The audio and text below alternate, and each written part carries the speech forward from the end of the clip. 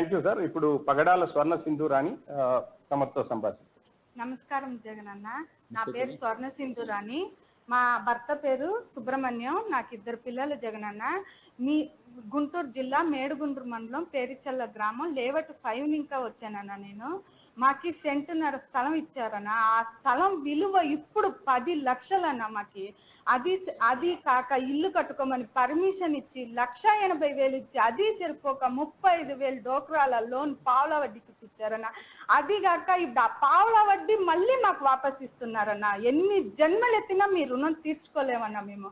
మాకి రోడ్లు, current, water అన్ని ఫెసిలిటీ బాగా చేశారన్న. ఆ ఇల్లు కట్టుకుంటుంటే మేము యావ అధికారి దగ్గరికి వెళ్ళలేదన్నా. మీరు రండా మాకు బిల్లు పెట్టండి అని మేము యావ అధికారి దగ్గరికి వెళ్ళాలని అందరూ మా ఇండ్లు కాడ వచ్చి చేశారన్న.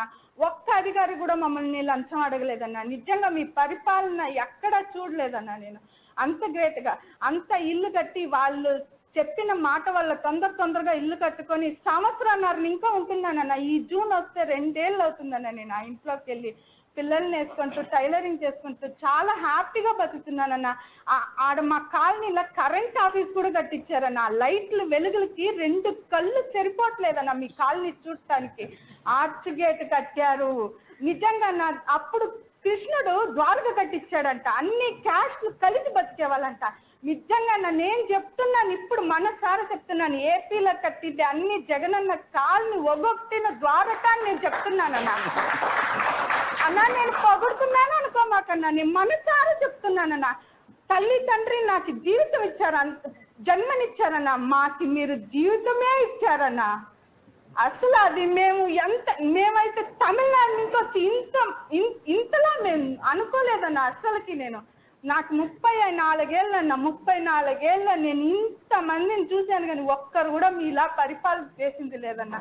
అది సరిపోక మా పిల్లల జీవితం సెటిల్ చేశారన్న మీరు. మా అబ్బాయికి tab, books, pen, text books, బట్టలు, షూలు, పిల్లల్ని స్కూల్కి తల్లిదండ్రులు పంపిస్తే చాలని రాగి జావా, మెనోలు, ఫుడ్స్, రకరకాల ఫుడ్స్, మధ్యాహ్నం టైంలో చిక్కీలు, గుడ్లు అన్ని ఇచ్చారన్నా. అన్నా మీరు నేను జన్మలు తీర్చుకోలేనన్నా. మా పిల్లల్ని ముందు గవర్నమెంట్ స్కూల్లో చదువుతున్నారంటే ఒక తర ధిక్కారంగా చూసేవాళ్ళన్నా. ఇప్పుడు నేను గర్వంగా చెప్తున్నానన్నా, మా పిల్లోడు గవర్నమెంట్ స్కూల్లో చదువుతున్నాడని. నాడు నేడు కింద ఎంత మార్చారన్నా స్కూల్స్ ని.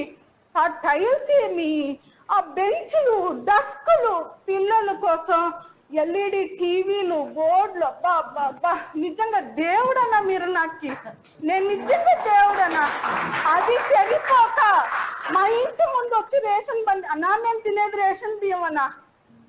అంత బాగుంటుందన్నా రేషన్ బియ్యం. మా చుట్టాలు వస్తే బియ్యం అన్నం పెడుతుంటే ఏందమ్మా మీరు సోనా మసూరి బియ్యం తింటున్నారు అంటున్నారన్నా. ఈ జన్మలో మీరు రుణాలు తీర్చుకోలేమన్నా.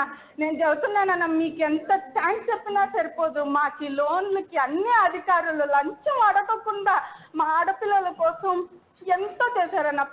పేరున నేను అందరికీ థ్యాంక్స్ చెప్తున్నానన్నా, మీతో సహా.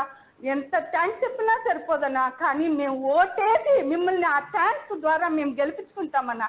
ఎన్నిసార్లు అయినా ఎలక్షన్ రాని జగనన్నా, మా ఓటు మీకేనా. నేను ఇంకో విషయం చెప్పుకుంటానన్నా, మీలాగే మీ ఫ్యాన్స్ కూడా అన్నా ఏదైనా సహాయం నేను వెళితే మాత్రం ఖచ్చితంగా చేస్తున్నారన్నా. మీకు మీ ఫ్యాన్స్ కి సెల్యూట్ అన్నా. నేను నిజంగా నేను ఆడ చూడలేదన్నా ఇట్లా పరిపాలన. నాకు అంత ఆనందం అన్నా. మీరంటే నాకు చాలా ఇష్టం అన్నా. మీరు నిజంగా ఇంకోసారి సీఎం అయితే మీతో వచ్చి సెల్ఫీ దిగుతానన్నా. నాకు చాలా ఇష్టం అన్నా. మా హీరో అన్నా మీరు. సినిమా హీరోలు కాదన్నా, మీరు మా హీరో అన్నా. మా జీవితాల హీరో అన్నా మీరు.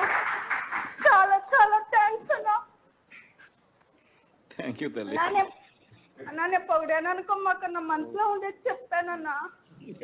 అందరూ పొగుడుతారు అంటారన్నా. లేదన్నా, నేను మనసులో ఉండే మాట చెప్పానన్నా. మీరంటే నాకు చాలా ఇష్టం అన్నా. అందరికీ థ్యాంక్స్ సార్. మిమ్మల్ని మాట్లాడాలని నా కళ అన్నా. ఆ కళ నాకు నెరవేరిందన్నా. అందరికీ థ్యాంక్స్ సార్. మేడం మీకు అందరికీ thanks madam. Thank you sir.